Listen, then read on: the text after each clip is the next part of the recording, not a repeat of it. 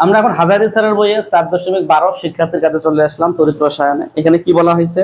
এখানে 4.9 যেটা বলা ছিল, 4.9 যেটা বলা ছিল যে ফুয়েল সেল ও ব্যাটারির মধ্যে কি কি সাদৃশ্য এবং কি কি বৈসাদৃশ্য আছে তা ব্যাখ্যা করো। এটা আমাদের অলরেডি আলোচনা করা হয়েছে থিওরি অংশে, থিওরিতে আলোচনা অলরেডি হয়ে গেছে। এরপরে 4.10, 4.10 নিম্নোক্ত ফুয়েল সেলের প্রমাণ কোষ বিভব কত? কি বলছে এখানে? অ্যাপোলো নভোযানে ব্যবহৃত hydrogen fuel, hydrogen oxygen fuel cell, এবং খ নম্বরে বলছে বৈদ্যুতিক যানবাহনে ব্যবহৃত পিইএম ফুয়েল সেল। তো আমরা একটা কথা বলি তোমাকে, সেটা হচ্ছে ক নম্বরে বলছে কি অ্যাপোলো না। তো যেহেতু হাইড্রোজেন ফুয়েল সেল, সেখানে আমরা ইএমএফ পাইছিলাম বা বিভব পাইছিলাম, বিভব পাইছিলাম, আমার মনে আছে, তোমারও মনে আছে হয়তো বা, +1.23 ভোল্ট।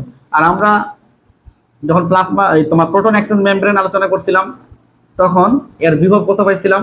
ওইখানেও পাইছিলাম, বলো, +1.23 ভোল্ট। তাত্ত্বিকভাবে এই বিভবগুলো পাওয়া গেছিল। আরেকটা আছে 4.11, 4.11 এখানে কি বলা হয়েছে? হাইড্রোজেন ফুয়েল সেল একটি পরিবেশ বান্ধব গ্রিন কেমিস্ট্রি আলোচনা করা হয়েছিল রাসায়নিক পরিবর্তনে। সেখানে বলা হয়েছিল যে গ্রিন কেমিস্ট্রি মানে হচ্ছে তোমাকে এখানে কাঙ্ক্ষিত উৎপাদটা ম্যাক্সিমাম তৈরি হইতে হবে এবং কোনো দূষিত বা ক্ষতিকর কোনো বর্জ্য পদার্থ যেন পরিবেশে না উৎপন্ন হতে পারে সেদিকে লক্ষ্য রাখতে হবে, বা তুলনামূলক কম যেন হয়। তো আমরা যদি গবেষণা করে দেখি হাইড্রোজেন ফুয়েল সেলে কোনো দূষিত পদার্থ পাইনি আমরা, তাই আমরা বলতেই পারি এটা একটা গ্রিনার পদ্ধতি। এবং এখানে যেটা বলছে ওনারা যে ব্যাখ্যা বলছে না, হাইড্রোজেন ফুয়েল সেল সম্পর্কে যতটুকু জানো তুমি থিওরির মতো লিখে দিবা, পাশাপাশি হাইড্রোজেন ফুয়েল সেল আমরা বিক্রিয়া করছিলাম অ্যানোড ক্যাথোডের, বিক্রিয়া মারি দিবা, উত্তর শেষ। থিওরি অংশ কিন্তু আলোচনা করছি হাইড্রোজেন ফুয়েল সেল আলোচনা হচ্ছে না, ওগুলো থিওরি কিছু বলে দিবা, পাশাপাশি বিক্রিয়া মারি দিবা, আর একটু বুঝাই বলবা যে স্যার এখানে কোনো দূষিত বা খারাপ কোনো ইউজ করা হয় নাই, ভালো জ্বালানি হাইড্রোজেন বলো, অক্সিজেন বলো, পানি বলো, সব এগুলো বিশুদ্ধ বা ভালো জিনিস, এই কারণে এখানে কোনো পরিবেশের ক্ষতি হয় না, যার কারণে এটা একটা গ্রিনার বলতে পারি আমরা। অর্থাৎ থিওরি অংশে এটা আলোচনা হয়েছে। এরপরে 4.আমরা 12 দিকে যাবো একটু। 4.12 এখানে কি বলা হয়েছে? জীবাশ্ম জ্বালানির তুলনায় হাইড্রোজেন ফুয়েল সেল ব্যবহার অধিক সুবিধাজনক।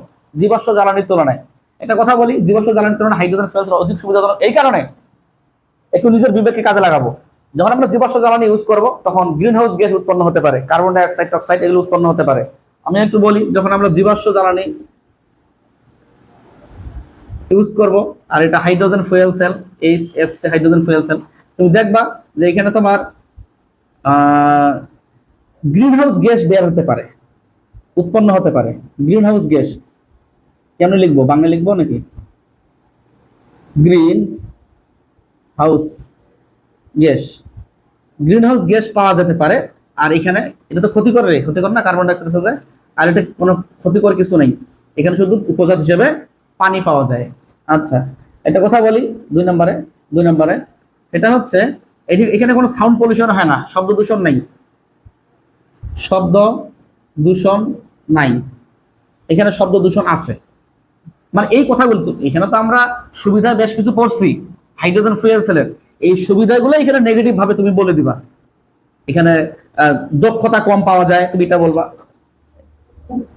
দক্ষতা দক্ষতা কম পাওয়া যায়, আর এখানে দক্ষতা বেশি পাওয়া যায়, অনেক কথা বলা যায়।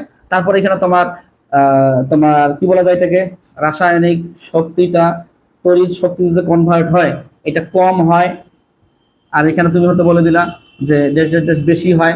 কি বেশি হয়? ওই যে রাসায়নিক শক্তিতে তড়িৎ শক্তিতে এখানে বেশি পরিমাণ পাওয়া যায়, এই কথাগুলো একটু তুমি বলে দিলা।